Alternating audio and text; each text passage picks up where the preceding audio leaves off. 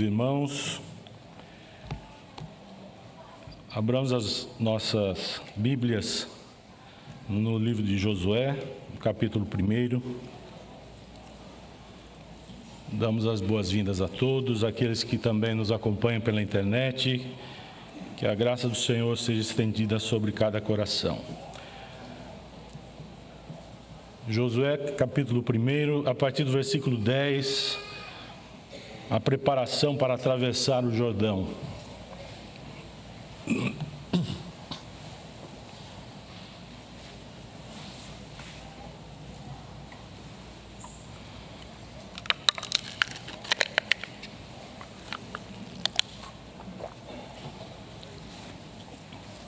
Nos dois últimos sermões pregados no livro de Josué, nós vimos, no primeiro momento, o chamado de Deus diretamente a Josué, aquele que iria assumir o lugar de Moisés na condução do povo, representando a presença de Deus e a condução dele, a direção dele sobre Israel. E o chamado de Deus naquele momento para Josué foi um chamado para que ele se envolvesse com o serviço que Deus tinha para ele, com a obra do Senhor, grande, cheia de desafios, complicada em muitos aspectos, mas era a obra do Senhor. E Josué foi chamado a se comprometer com o serviço do Senhor. Num segundo momento, nós vemos também o chamado de Deus agora estendido não só a Josué, mas também ao povo.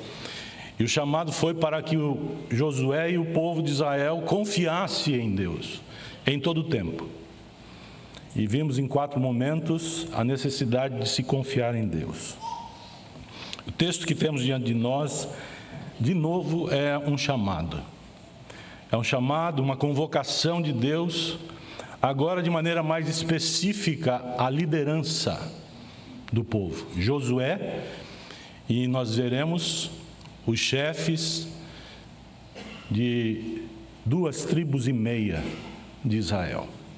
Ruben, Gade e a meia tribo que ficaria no lado oriental de Canaã, Manassés.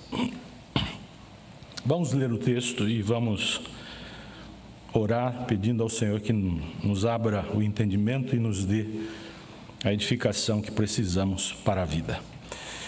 Diz assim a palavra de Deus: Então Josué deu ordens aos chefes do povo, dizendo: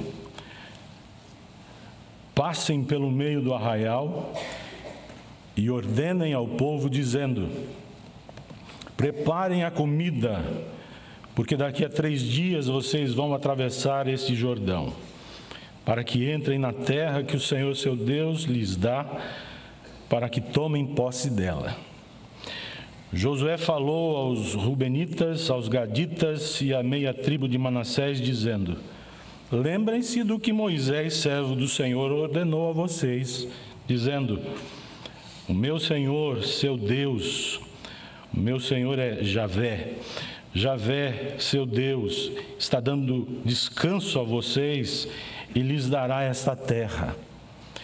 Que as mulheres de vocês, as crianças e o gado fiquem na terra que Moisés lhes deu deste lado do Jordão. Mas vocês, todos os valentes, passarão armados na frente de seus irmãos e os ajudarão, até que o Senhor, Javé, conceda descanso também aos irmãos de vocês, como deu descanso a vocês, e eles também tomem posse da terra que o Senhor, o Deus de vocês, lhes dá. Depois, vocês poderão voltar e tomar posse da terra que Moisés, servo do Senhor, lhes deu por herança deste lado do Jordão, para o nascente do sol. Eles responderam a Josué: Tudo que você nos ordenou faremos, e aonde quer que você nos enviar, iremos. Como em tudo obedecemos a Moisés, assim obedeceremos a você. tão somente esteja com você o Senhor, seu Deus, Javé, seu Deus, como esteve com Moisés. Todo homem que se rebelar contra as ordens que você der e não obedecer às suas palavras, em tudo que você lhe ordenar, será morto. Tão somente seja forte e corajoso. Obrigado, Senhor, por tua palavra. Nela está a luz da vida. Nela encontramos o caminho do céu. Nela a tua vontade se revela. E nela precisamos viver. Portanto, ó Deus, nos colocamos debaixo da tua mão amparadora nesta hora. E suplicamos o sopro do teu Espírito, a companhia da tua presença, para que tudo aqui tenha sentido e repercuta em bênçãos para a vida de cada coração. Ajuda-nos, ampara-nos, protege-nos, livra-nos do mal. Dá-nos a alegria da tua palavra, da tua vontade, da tua presença. Em nome de Jesus. Amém. Amém. Queridos, a Bíblia nos exorta e ao mesmo tempo nos convoca a sermos fiéis a Deus em tudo.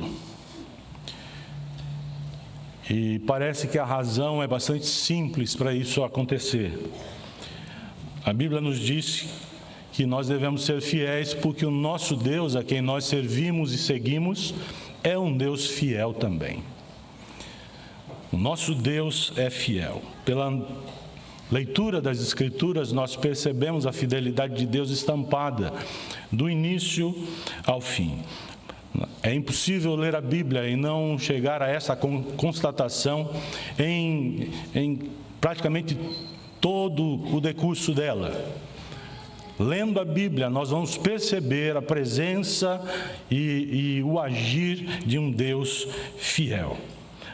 A fidelidade de Deus é estampada em sua palavra, em cada momento. Eu fico pensando nos salmos que exaltam a fidelidade de Deus em muitos momentos. Por exemplo, lembrando apenas de um salmo, o Salmo 100, versículo 5. O salmista diz: porque o Senhor é bom, a sua misericórdia dura para sempre, e de geração em geração a sua fidelidade. Nosso Deus é fiel. E porque Ele é fiel, nós somos chamados também por Ele ao exercício de fidelidade. Se servimos um Deus fiel, devemos agir em fidelidade na caminhada com Ele. O seguimento de Cristo não pode acontecer sem a disposição firme e inabalável em nosso coração de sermos fiéis aos parâmetros desse discipulado, desse seguimento, apresentado pelo Senhor Jesus Cristo mesmo, aquele que nos ensina a viver para a glória de Deus. Em tudo devemos ser fiéis. Nas horas tranquilas, nas horas difíceis, nas horas em que o coração salta de contentamento e nas horas em que o choro não pode ser contido. Em todo tempo, devemos ser fiéis ao Senhor. O apóstolo Paulo, escrevendo na primeira carta aos Coríntios, lá no capítulo 10, exatamente no versículo 13, ele escreve para estimular os crentes de Corinto a permanecerem fiéis ao Senhor em todo o tempo, a perseverarem na fidelidade ao Senhor, suportando as adversidades, os sofrimentos, as provações e as tentações até mesmo. Portanto, o apóstolo Paulo diz assim, e ele toma a fidelidade de Deus como referência para eles. E ele diz: não vos sobreveio tentação que não fosse humana. E então ele estabelece um parâmetro. Mas Deus é fiel. Deus é fiel. E não permitirá que vocês sejam tentados além das suas forças. Pelo contrário, porque Deus é fiel, Ele vos proverá livramento, de sorte que vocês possam suportar a tentação, o sofrimento. A.W. Tozer, um escritor, um grande teólogo do passado, falando sobre a fidelidade de Deus e contrastando-a com a nossa atitude de busca sincera para sermos fiéis, ele disse: a fidelidade de Deus nunca depende da nossa, nunca. Mas a nossa fidelidade sempre floresce da dele. Parece que isso casa perfeitamente com a palavra de Paulo a Timóteo, na segunda epístola, no capítulo 2, versículo 13, quando Paulo disse a Timóteo: Timóteo, se nós somos infiéis, Ele, o nosso Deus, permanece fiel, pois de maneira nenhuma pode negar a si mesmo. O nosso Deus é fiel e nós servimos a um Deus fiel. Somos chamados à fidelidade na caminhada cristã, irmãos. Todos nós, indistintamente, se somos de Jesus, devemos exercitar a fidelidade a Ele, a esse discipulado, a esse aprendizado de como nós devemos viver para a glória do nosso Deus, enquanto nos chegamos no reino celestial. É aqui que nós devemos ser fiéis. É aqui.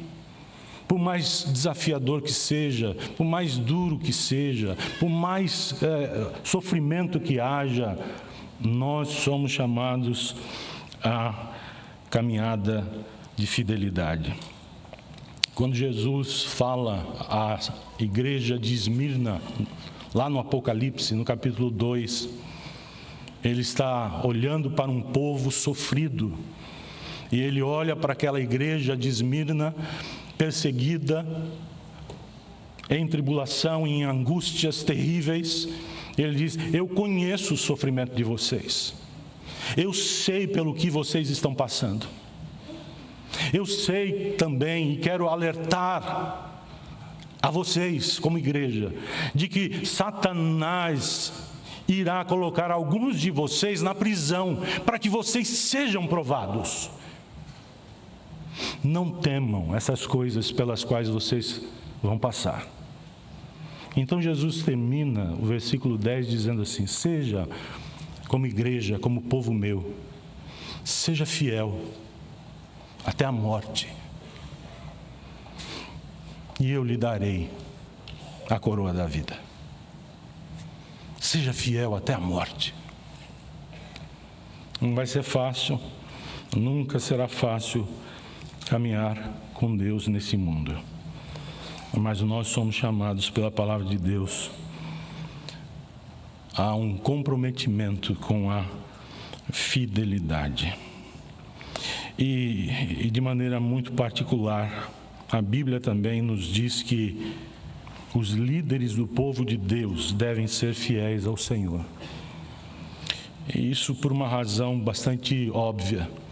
Porque como líderes da parte de Deus, eles são levantados pela mão da providência de Deus no meio do seu povo, para que sejam exemplos de conduta e piedade, para que o povo de Deus não caminhe sem boas e firmes referências nesse mundo mau. Na presença de Deus, para a glória de Deus, nós precisamos de boas referências de piedade. Portanto, os líderes do povo de Deus também são chamados de maneira especial a cuidarem da sua fidelidade ao Senhor. 1 Coríntios capítulo 4, 1-2, o apóstolo Paulo diz assim à igreja, ao povo de Deus: assim, irmãos, importa que os homens nos considerem como ministros de Cristo e despenseiros dos mistérios de Deus. Sim, nós somos, pela graça de Deus. Paulo está dizendo, esses líderes, esses homens que Deus escolheu para uma função específica e muito especial. Sim, somos ministros da parte de Deus, e importa que os homens nos considerem como tais. Somos despenseiros dos mistérios de Deus. Mas o que se requer dos dispenseiros? O apóstolo Paulo nos diz: o que se requer dos dispenseiros é que cada um deles seja encontrado fiel. Fiel. Irmãos, há um chamado de Deus à fidelidade aqui, no texto de Josué. Direcionado especificamente a uma liderança. Você pode dizer: mas eu não sou líder de nada, pastor. Mas você convive com liderança eclesiástica, religiosa. De alguma maneira você está ligado à liderança da igreja. De algum modo você exerce alguma influência sobre algumas pessoas. A palavra de Deus é para você também, para que você saiba se conduzir adequadamente. A pergunta é: como uma liderança fiel deve agir? Como homens de Deus devem se comportar? Se há um chamado à fidelidade para a liderança, como essa liderança deve agir por conta disso?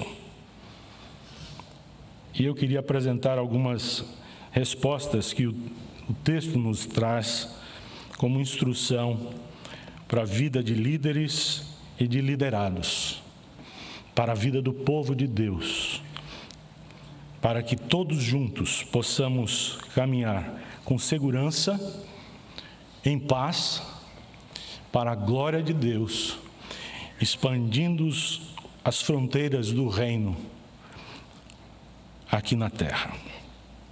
Como líderes devem agir? Como? Há 3 respostas que o texto nos apresenta.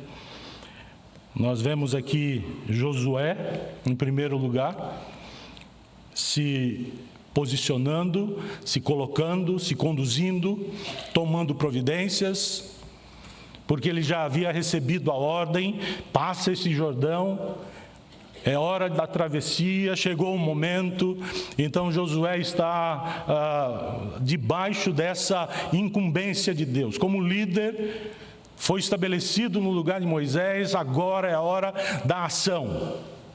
Olhamos primeiramente para Josué, vemos a sua maneira de se conduzir, vemos o que ele faz em relação à própria condução para o povo, a providência primeira que ele toma e depois a reação diante dessa providência por parte dos chefes. Basicamente isso. Grave aí a pergunta: como uma liderança fiel deve agir? Somos chamados à fidelidade. Como devemos agir? Em primeiro lugar, eu queria que você compreendesse que líderes fiéis devem viver sempre submissos à vontade de Deus. Líderes fiéis, crentes fiéis, líderes e liderados devem viver sempre submissos à vontade de Deus. Então Josué deu ordens, depois que ele ouve o chamado de Deus, depois que ele se compromete com a obra de Deus, depois que ele ouve da parte de Deus a necessidade de se entregar aos cuidados do Senhor e ao seu plano, então ele ouve a palavra dizendo: seja forte e corajoso. Então diz aqui o texto: Josué deu ordens aos chefes do povo, a todos os chefes, as 12 tribos. E qual foi a ordem de Josué? Passem pelo meio do arraial e ordenem ao povo, dizendo: preparem comida. O maná não está caindo mais. 40 anos Deus nos sustentou com maná. Mas agora, quando nós conquistamos o lado oriental, o maná cessou. E nós devemos tomar providências para a nossa manutenção. Nós devemos prover o alimento para cada dia. E aí Josué então diz: preparem a comida para a jornada, para a empreitada que teremos pela frente. E tudo mais envolvido. É hora de levantar o arraial, é hora de preparar os carros, é hora de recolher os rebanhos, é hora de nós nos posicionarmos adequadamente para uma jornada que teremos pela frente. O Senhor marcará os nossos passos com a sua providência, mas é a hora de nós nos posicionarmos.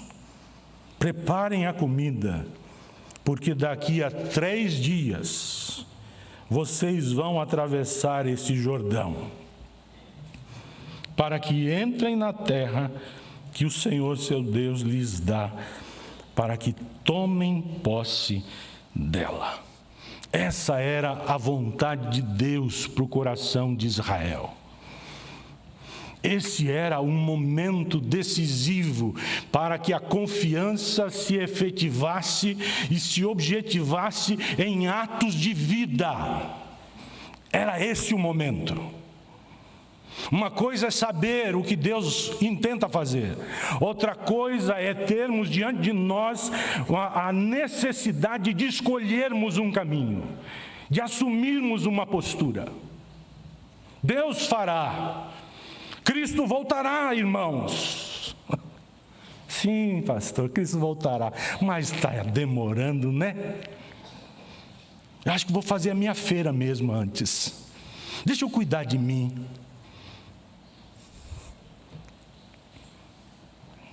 Era hora de tomar posição diante da vontade de Deus.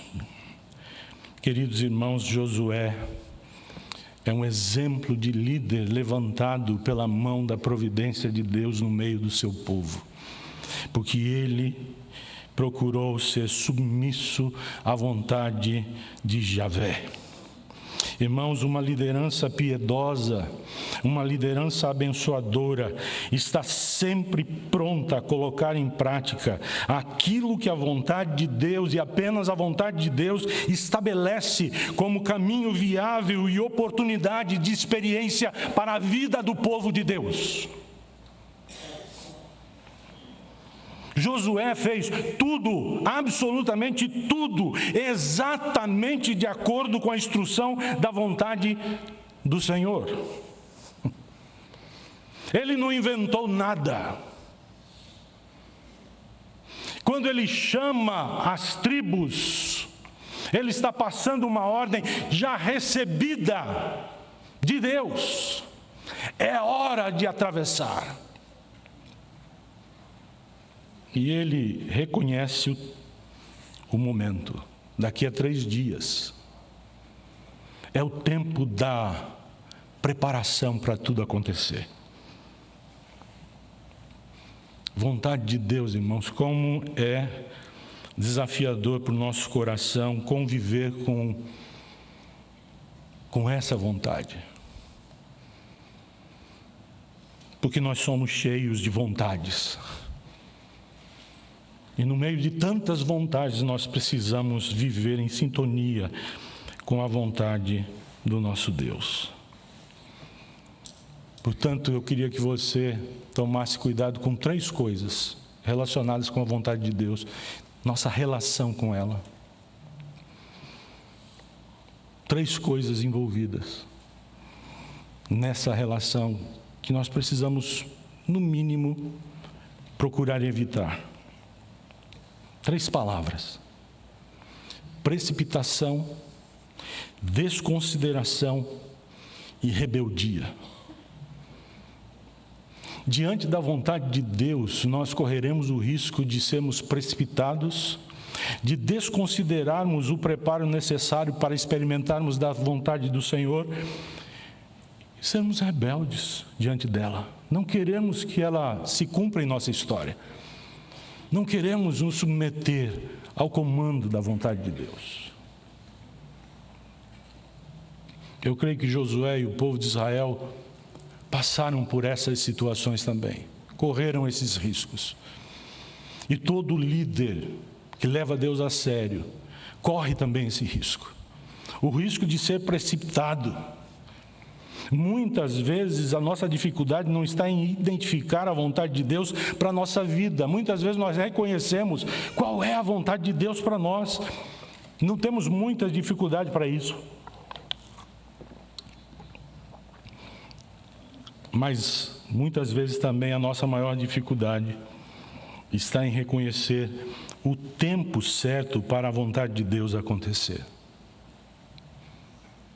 É sempre difícil para nós esperarmos pelo tempo de Deus, porque nós somos, por natureza, muito ansiosos, muito agitados, afobados. A nossa mente está carregada de uma ideia: correria, correria, correria. Escute-me, por favor. Nós seguimos e servimos um Deus que não tem pressa. Não existe pressa no divino. Toda pressa é do humano. Precipitação.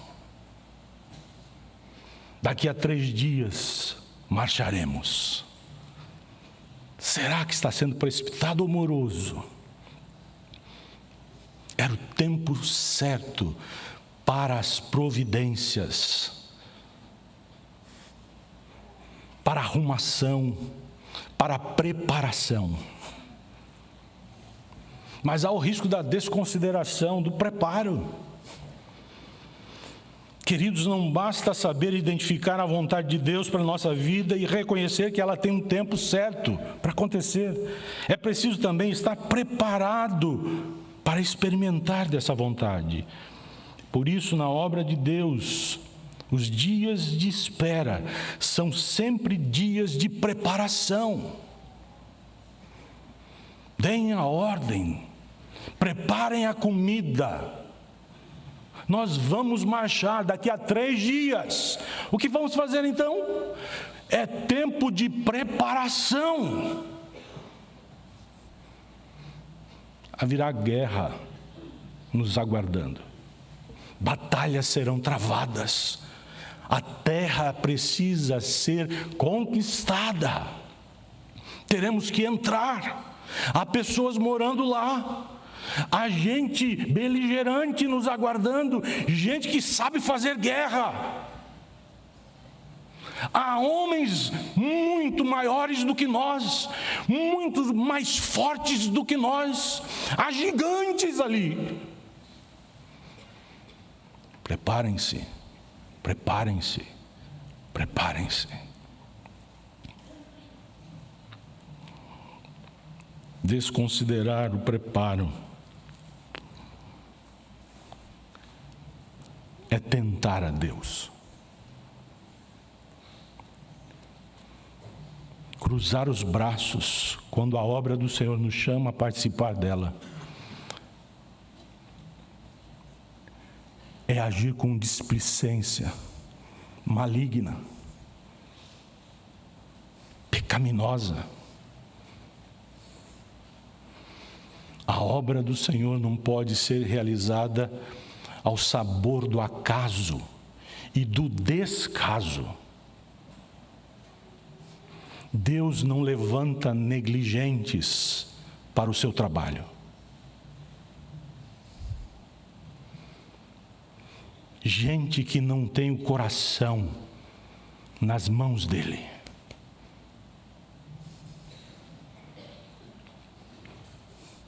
Você desconsiderará sempre a vontade de Deus quando o seu coração for só seu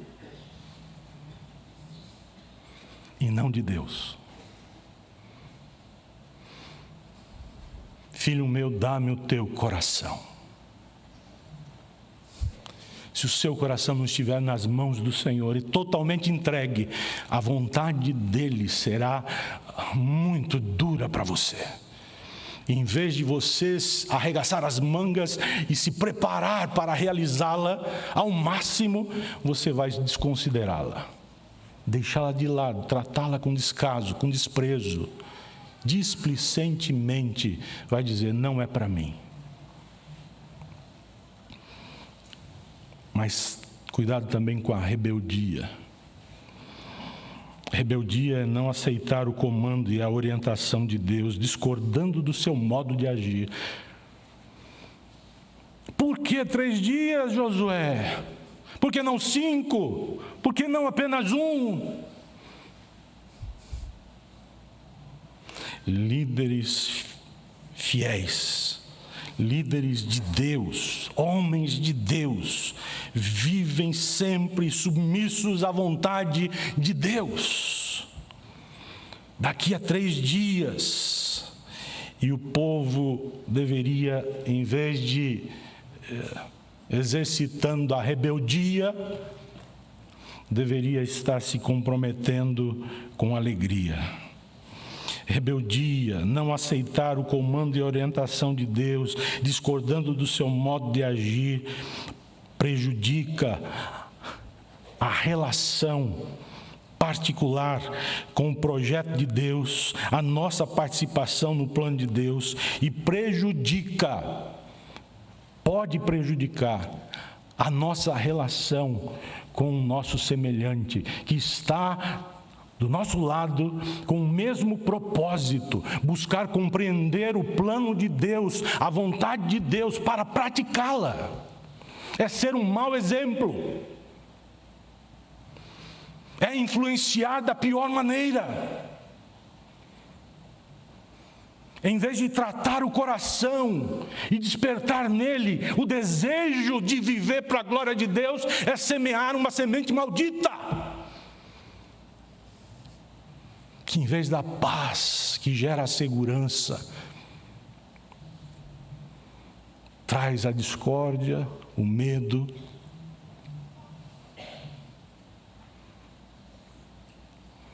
Irmãos queridos,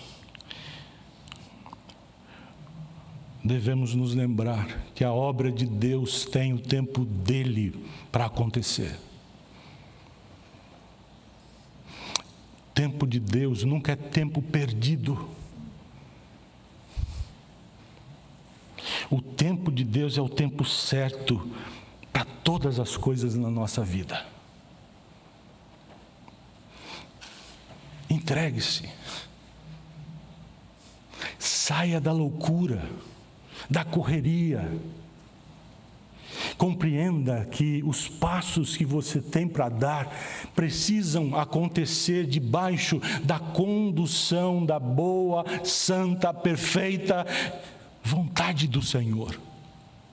O plano é dele, a vontade é dele, o trabalho é dele, a obra é dele, é tudo para ele. Portanto, submeta-se, entregando o coração para que ele seja tratável na presença do Senhor. Líderes fiéis procuram viver sempre submissos à vontade de Deus. Que tipo de fidelidade você tem experimentado na vida cristã? Como é que isso tem acontecido na sua caminhada com Jesus? Segundo lugar, líderes, a pergunta é como uma liderança fiel deve agir. Somos chamados ao exercício da fidelidade. Como uma liderança fiel deve agir e se tornar exemplo de conduta e piedade para o povo de Deus. Em segundo lugar, líderes fiéis devem também ser íntegros e leais na condução da obra do Senhor. Líderes fiéis devem ser íntegros e leais na condução da obra do Senhor.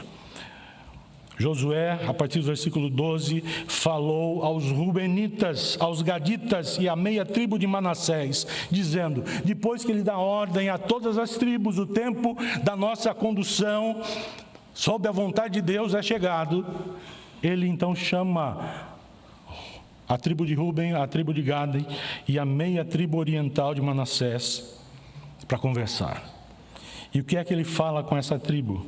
Com essas tribos? Ele diz assim: Lembrem-se, versículo 13, do que Moisés, servo do Senhor, ordenou a vocês, dizendo: o Senhor, seu Deus, está dando descanso a vocês. Ele lhes dará esta terra, que as mulheres de vocês, as crianças e o gado, que as mulheres de vocês, as crianças e o gado, fiquem na terra que Moisés lhes deu deste lado do Jordão. Mas vocês, todos os valentes, passarão armados na frente de seus irmãos e os ajudarão. Até que o Senhor conceda descanso aos irmãos de vocês, como deu descanso a vocês, e eles também tomem posse da terra que o Senhor, o Deus de vocês, lhes dá. Depois, só depois, vocês poderão voltar e tomar posse da terra que Moisés, servo do Senhor, lhes deu por herança, deste lado do Jordão, para o nascente do sol. Queridos irmãos, me permitam ler onde é que isso nasceu. Isso não nasceu na mente de Josué por acaso. Ele não fez isso por acaso. Eu queria ler algumas porções de Números, capítulo 32. Números 32, começa assim o capítulo 32. Os filhos de Ruben e os filhos de Gade tinham muito gado. Quando viram a terra de Jazer e a terra de Gileade, que eram boas para a criação de gado. Quando, sob a liderança de Moisés, eles tomaram o lado oriental, eles conquistaram o lado oriental de Canaã, eles perceberam que aquela terra era boa para o gado. Versículo 2: os filhos de Gade e os filhos de Ruben foram falar com Moisés, com o sacerdote Eleazar e com os chefes da congregação e disseram: Atarote, Dibon, Jazer, Ninra, Esbom, Eleale, Sebam, Nebo, Beon, a terra que o Senhor subjugou diante da congregação de Israel é terra de gado, e estes seus servos têm gado. Disseram mais: se encontramos favor aos seus olhos, falando com Moisés, permita que a posse desta terra seja dada a estes seus servos, e não nos faça passar o Jordão. Nós queremos ficar desse lado oriental aqui, não queremos conquistar o lado ocidental de Canaã. Estamos satisfeitos desse lado. Porém, Moisés disse aos filhos de Gade e aos filhos de Ruben: então os irmãos de vocês irão à guerra, enquanto vocês ficam aqui?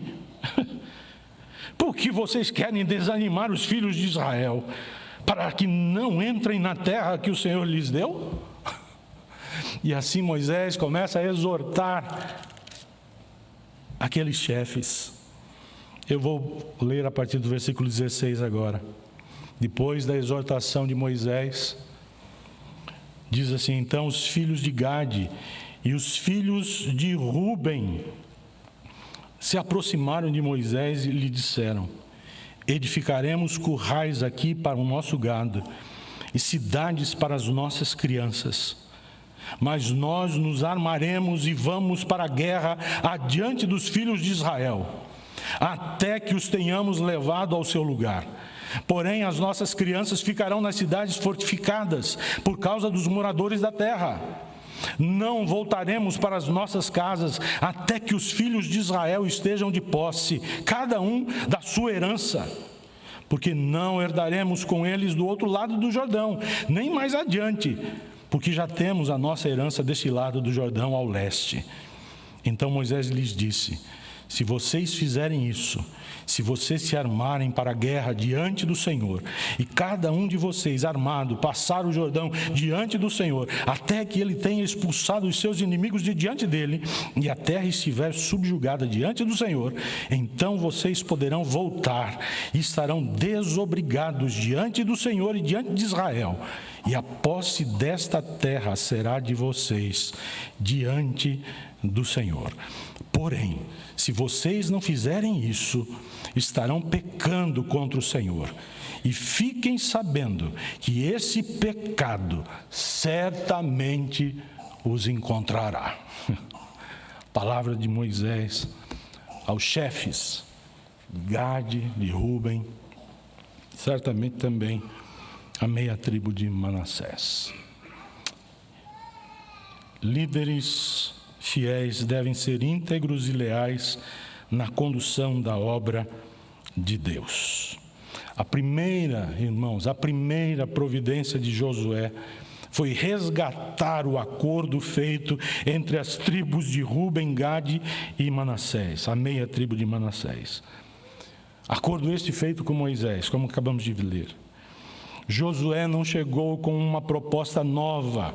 Josué, como líder, não anulou o acordo feito com o líder anterior, Moisés. Pelo contrário, reafirmou aquele acordo sem nenhuma alteração e exigiu cumprimento. Está na hora de vocês honrarem aquele compromisso antigo. Vocês são líderes, são chefes no meio do povo, no meio de suas tribos. Vocês empenharam a palavra, vocês se comprometeram com as suas famílias e com Israel de Deus, o povo de Deus. A hora é agora. O que vocês têm a dizer? Queridos irmãos, essa atitude de Josué, ela é emblemática a uma liderança piedosa, fiel e abençoadora para o povo de Deus. Assim devemos nos comportar, com integridade, com lealdade na condução da obra de Deus. Líderes que levam Deus a sério não tomam decisões por causa de conveniências e nem se aproveitam de sua posição de comando, de serviço, para manipular pessoas e controlá-las a seu bel prazer. Líderes que são levantados pela mão de Deus não são gananciosos, não são personalistas, não são narcisistas, não buscam os seus próprios interesses, não estão à procura de reconhecimento e fama. Pelo contrário, líderes segundo o coração de Deus amam ao Senhor, amam o povo do Senhor, amam a obra do Senhor e nunca, absolutamente nunca, procuram usurpar do Senhor o seu comando sobre a sua obra, a sua direção, sobre aquilo que Deus mesmo estabeleceu como plano do seu coração para a vida do seu povo. Homens de Deus participam da obra de Deus, buscando somente a glória de Deus. Crentes piedosos, crentes que levam Deus a sério, fazem o mesmo. É na glória de Deus que o coração de um crente, que um coração de um líder consagrado descansa. É só ali. Nós não existimos para a realização dos nossos projetos. Nós existimos para que a nossa vida se transforme existencialmente no grande projeto da glória de Deus para o mundo.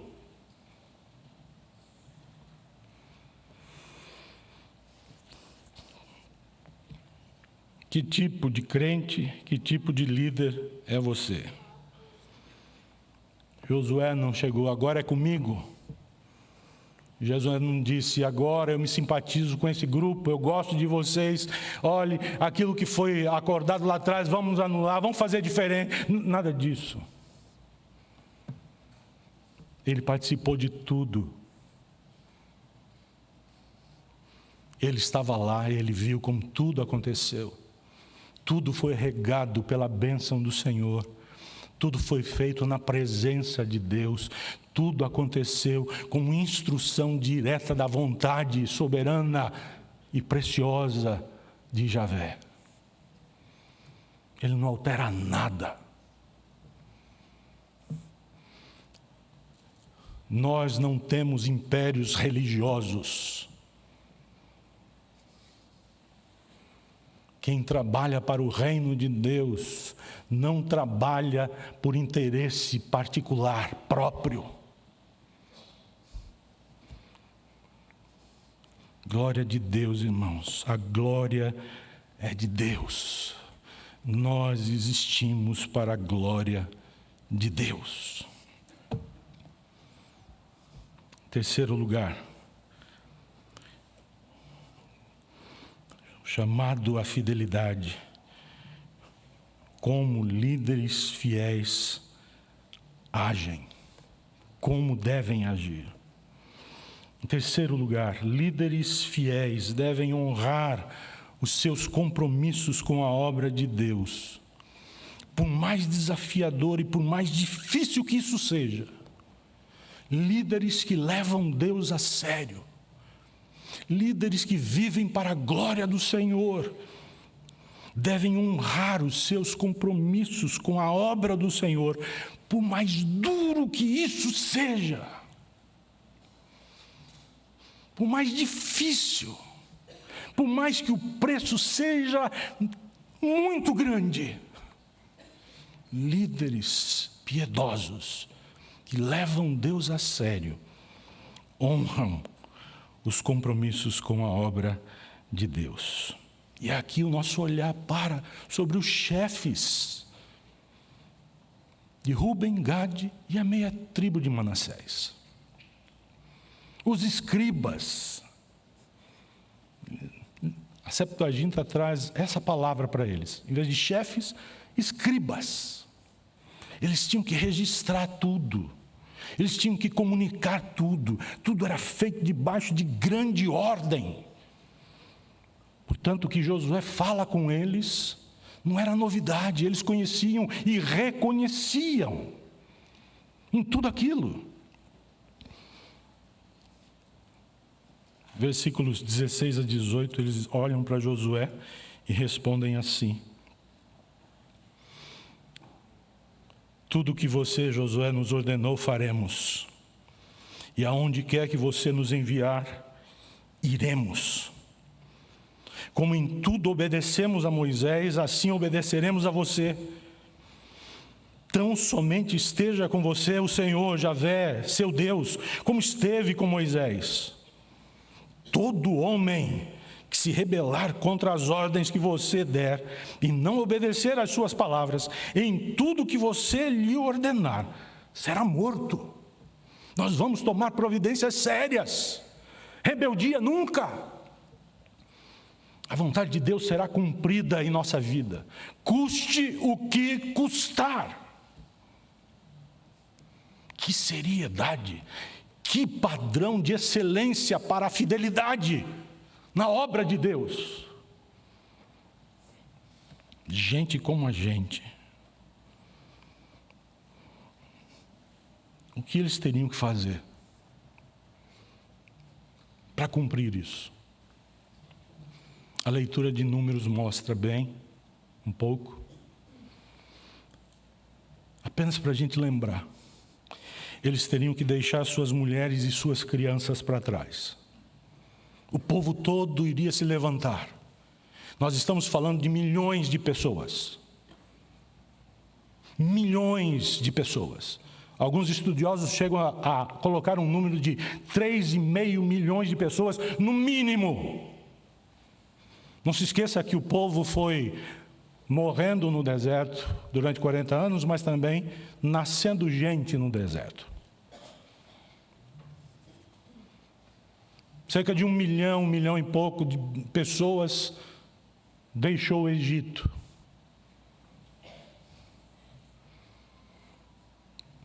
Milhões de pessoas. Gade, Rúben e a meia tribo de Manassés. Quantas famílias nós estamos pensando aqui? Milhares de famílias. Milhares de famílias. Teriam que deixar suas mulheres, velhos, crianças para trás. e deveriam passar por essa experiência terrível de separação. Por quanto tempo? É para a gente ir e voltar. Mas quanto tempo vai levar isso? Pelo tempo que fosse preciso para conquistar a terra. Presume-se que Israel levou em torno de 7 anos ou mais para conquistar o lado ocidental de Canaã. Além da separação das famílias, o que ainda tiveram que fazer? Antes de partir, eles tiveram que construir fortificações seguras para as suas casas, para os seus rebanhos. E eles teriam, a partir daquele momento, que ser os primeiros a se posicionar perante Israel, como homens valentes.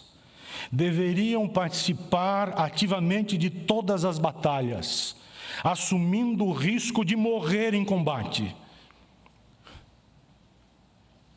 Mas apesar de tudo isso, eles decidiram honrar o compromisso assumido diante de Deus e com a sua obra. Você já reparou que quando a gente precisa de ajuda e é ajudado, a gente agradece a Deus, a gente celebra, a gente ora ao Senhor dizendo: Senhor, como o Senhor é bom e proveu através de pessoas bênção para a minha vida. Quando a gente é ajudado, a gente fica muito feliz. E quando a gente tem que ajudar,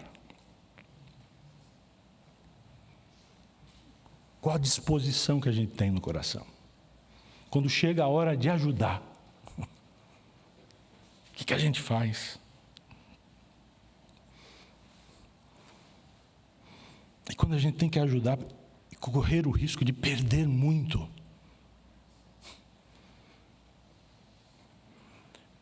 eles decidiram honrar o compromisso assumido diante de Deus e com a sua obra.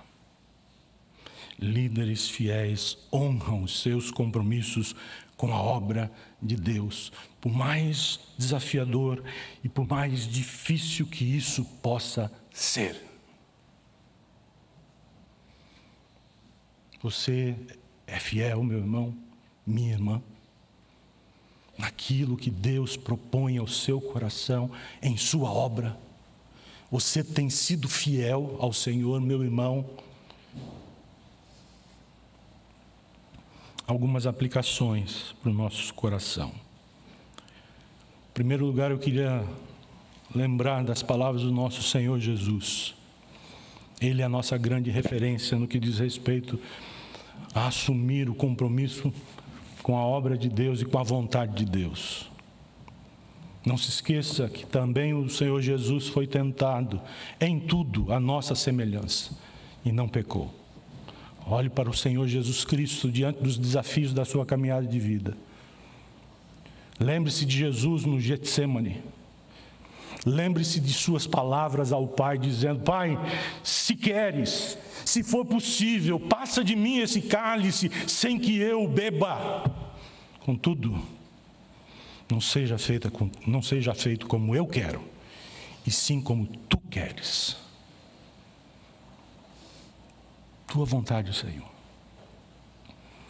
Meu irmão, minha irmã, olhe para Jesus na caminhada da sua vida. E diante dos desafios de fazer e viver pela vontade de Deus, lembre-se de Jesus. Ele obedeceu. Ele viveu entregue nas mãos do Pai. E Ele nos chama à mesma atitude de entrega. Segundo lugar, segunda aplicação. Lembre-se que todos nós prestaremos contas diante de Deus pela vida que nós levamos e pelas escolhas que nós fazemos. O coração desses homens, de Josué e dos chefes, correu riscos. Nós corremos riscos também. Nós tropeçaremos. Nós sucumbiremos aos anseios de nossa natureza, muitas vezes, em muitas ocasiões, mas não se acostume a isso. Levante-se. A graça nos põe de pé. Mas lembre-se, não seja displicente, negligente. Não trate com descaso essa graça. Porque todos nós haveremos de prestar contas diante de Deus. Por aquilo que falamos, por aquilo que vivemos, por aquilo que fizemos. Pelas escolhas que tomamos. Lembre-se também que o propósito da sua vida é viver para a glória de Deus. Essa é uma grande ajuda para nós. O propósito para a sua vida é viver para a glória de Deus. Faça disso muito mais do que um chavão evangélico, religioso. Mais do que uma lembrança esquecida em algum lugar, em algum canto das Escrituras. Torne isso realidade palpável na sua vida de cada dia, em cada momento, em cada situação em que você estiver envolvido. Procure trazer a lembrança de que você existe para a glória de Deus. Faça a glória de Deus brilhar no lugar onde você vive. Em último lugar, última aplicação. Lute, mas lute com vontade pela preservação da unidade do povo de Deus. Lute pela unidade do povo de Deus. Eu fico pensando se aqueles chefes chegassem diante da palavra de Josué, resgatando o acordo com Moisés, se eles olhassem para Josué e falassem assim: Moisés já é morto. Pare com isso, Josué. Nós já estamos estabelecidos, nós não vamos para frente, nós já fizemos tudo que era possível fazer, nós já conquistamos Canaã Oriental, chega para nós. Agora com vocês, nós não iremos. Eu fico pensando nisso. O que iria acontecer? Moisés disse lá em Números: como é que vocês podem expor o povo de Deus à ira do Senhor? De novo? Vocês não se lembram do que aconteceu no deserto? Vocês não se recordam da geração que ficou morta no deserto? E dessa geração apenas Josué e Caleb estão conosco. Vocês não se lembram disso? A ira de Deus se manifestará sobre nós de novo por culpa de vocês. Já pensaram nisso? Portanto, meu irmão, nós estamos numa obra que não é nossa. A igreja é de Jesus. E nós somos membros dela pela graça do Senhor. Então lute, você está aqui não por acaso, você está aqui não para fazer um mal, você está aqui não para causar divisão, você está aqui não para benefício próprio, você não está aqui para o exercício narcísico da religião, você está aqui para glorificar a Deus, lutando pela unidade do corpo de Jesus. Ouça isso, por favor. Lute por isso. O apóstolo Paulo, escrevendo aos Coríntios, ele diz: para que não haja divisão no corpo, mas para que os membros cooperem com igual cuidado em favor uns dos outros, de maneira que se um membro sofre, todos sofrem com ele. E se um deles é honrado, todos os outros se alegram com ele. 1 Coríntios 12, 25 e 26. Que Deus nos dê graça para sermos uma igreja fiel. Um povo fiel. Crentes fiéis. Líderes piedosos. Tementes, íntegros, fiéis. Que Deus nos livre do mal. Que Deus derrame bênçãos sobre nós. Em nome de Jesus.